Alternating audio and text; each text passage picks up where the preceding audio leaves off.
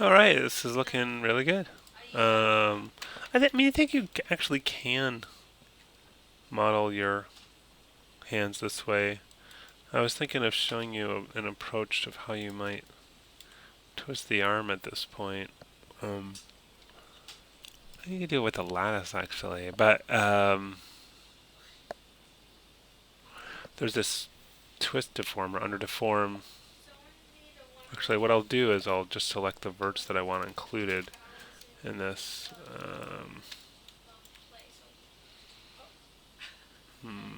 Like that, and then do deform nonlinear twist, and that should be oriented the other way, so like that, and 90 degrees, and then maybe like the twist would be the middle there.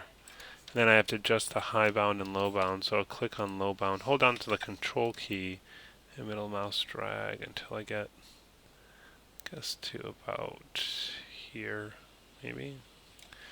And then the high bound control. Well, actually, I think we'd want to do that. Will that work?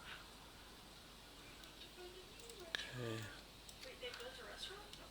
And then, no, leave that. Oh yeah, that's working. So just 90 degrees actually. And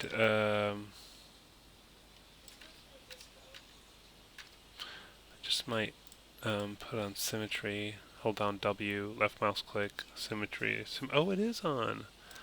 Oh. Hmm.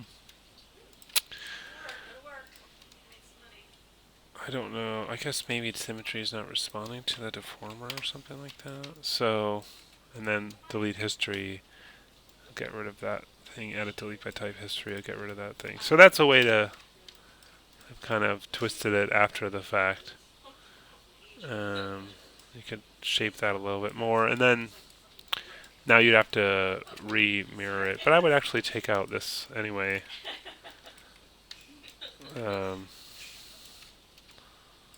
deselect those with control select, and then hit delete there. And then I'm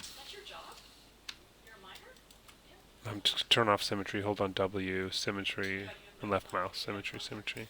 Delete that, and then select this object. And it looks like this is straight along the center line. That's what you want to check. I would usually open up the top too, but shift right mouse click, mirror options, and turn off cut geometry, mirror across the x-axis, combine with original, merge border vertices. I like to set it to 0.001, and then mirror, and then you've got both sides of that now. Okay, and then let's unisolate that, and oh, I think just because we're not smooth. Okay. So I usually like to not like any surfaces we don't see. You're by having this surface right on top of that surface, like that, you're putting yourself at risk of that surface underneath interpenetrating the one above.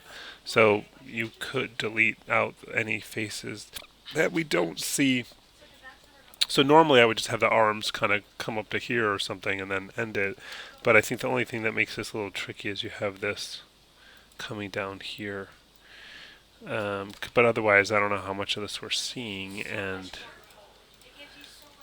yeah, no, we probably build it to connect this up to the neck and head. So, you are asking about wrinkles, and I guess what I would say is that if the wrinkle fills sort of a part of the real structure of the pants, where it's kind of really defines the shape of the pants, you would want to model that in.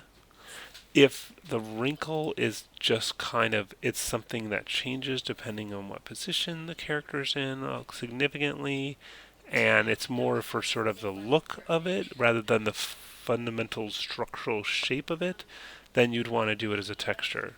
So I don't know what wrinkles exactly you have in mind for this, but um, what I would say is you might be able to get away with it with just having painted textures, wrinkles painted into the texture, rather than trying to build it in here. But if you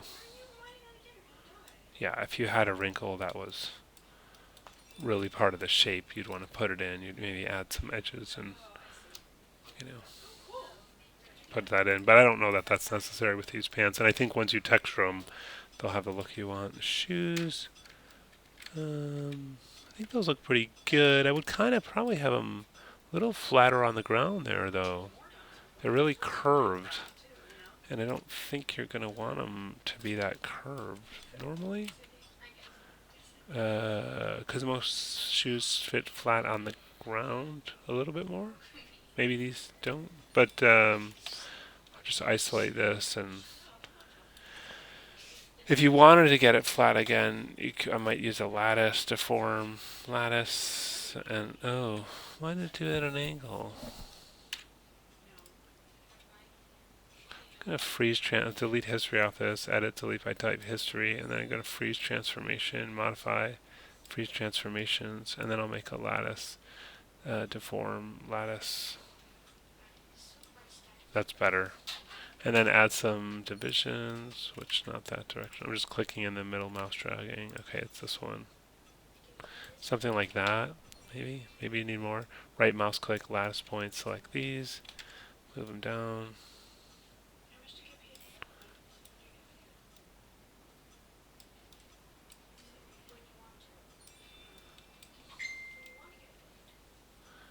I mean, it kind of distorted it a little bit, but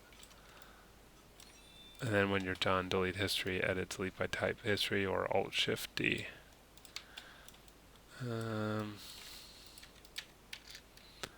might spread out that stuff a little bit. Shift right mouse click, slide edge, middle mouse drag, middle mouse drag. Looks a little better to me. And then, so, yeah, does it make more sense to be flatter on the ground? I think so. But maybe you have something else in mind. Hands looking pretty good. Maybe you can round those in between areas a little bit. They're looking pretty flat. I think you can adjust that a little bit, shape that a little bit more. I like the shape of the palm is looking good.